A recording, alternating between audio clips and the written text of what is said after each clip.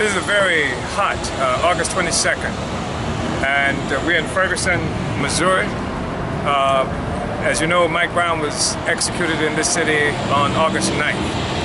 And there are a lot of stories going on about what the reality here is in Ferguson.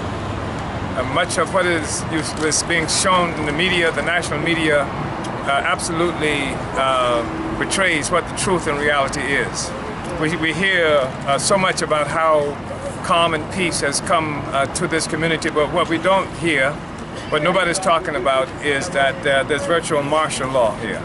That it's hard to be any place in the city without seeing various arms of the state, all kinds of police organizations, the county police. We see Ron Johnson's, the friendly, happy-go-lucky, love my brothers and sisters, Captain Ron Johnson from the Missouri State Patrol. His guys are here.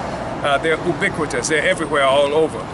And I think that also in Ferguson, there is a tremendous amount of confusion that has to be cleared up.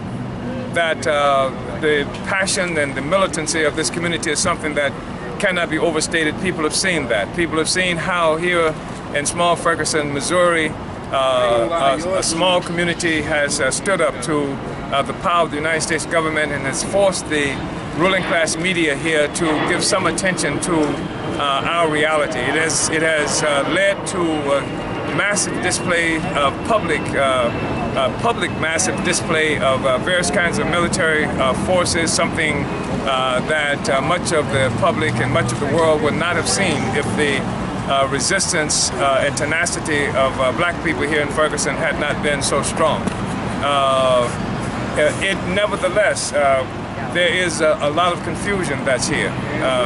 The use of Ron Johnson is something that attempts to contribute to that confusion. Ron Johnson is the African captain with the Missouri State Police that has come in, and he's the friendly face of the state, as opposed to the Ferguson Police Department, 53 strong with only 3 Africans. It is being bandied about that the real problem is that either the cops were not trained well, they did not know how to deal with black people because of our culture, or either the police were not black enough, etc.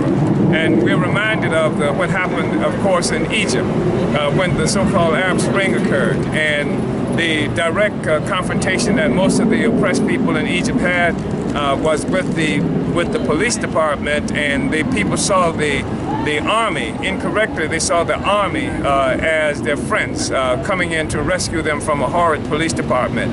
It's a similar situation here. And of course in Egypt, as we've seen, that the state is the state, and the army and the police are part of the same state apparatus, and the same thing is true here in Ferguson. The state patrol and the local Ferguson Police Department are the same part of the same state apparatus. And what we have in Ferguson, and what we had even before the public display of massive military forces here, what we had in Ferguson is an occupied African community, just like we have throughout this country, and just as we see happening throughout most of the African world.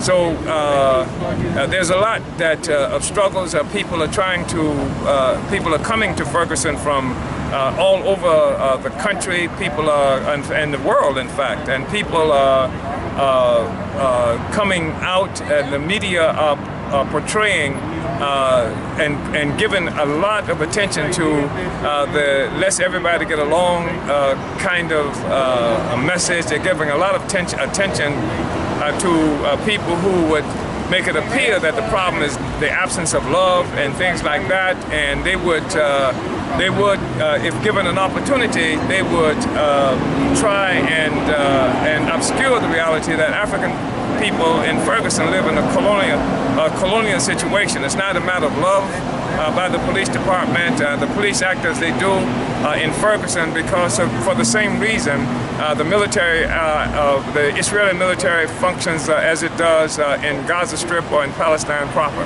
The police act as they do in Ferguson for the very same reason that the U.S. military acts as it does in Afghanistan and in Iraq and the various other places of occupation. I think that's something a lesson that is going to have to be taught, and if it's not got immediately, it will be got in the near future, just as the people in Egypt have come to understand today that the army was no more their friend than was the police department. So there's a lot of work that has to be done in the long run. In the short run, however, what is absolutely clear is that African people here in Ferguson, like Africans throughout this country and throughout the world, are determined to be free. And even if the political education has not been achieved yet in this city, as it has not been in most of the world, we see history moving rapidly. And it has taken a great leap here in Ferguson, and it's going to be something that informs black people throughout this country and throughout the world, and is forcing everybody to have to look at the conditions of black people in this country. So we say long live Ferguson, long live Mike Brown, and his was a horrible death, but it was not an unusual death, and his will prove to have been a death that will spark the consciousness and resistance of African people here and around the world.